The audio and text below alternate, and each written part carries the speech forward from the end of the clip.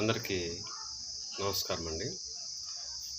ఒక రాయి మీద ఒక బకెట్ నీళ్ళు పోసామనుకోండి, ఆ రాయికి ఏమీ అవ్వదు.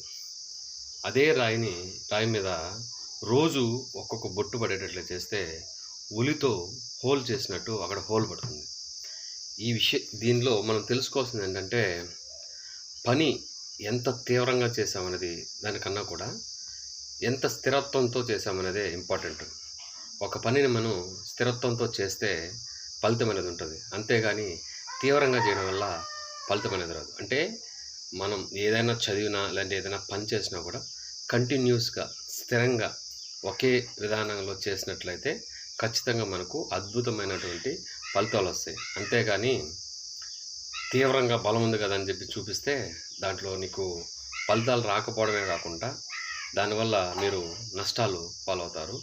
థ్యాంక్ యూ అండి ఆల్.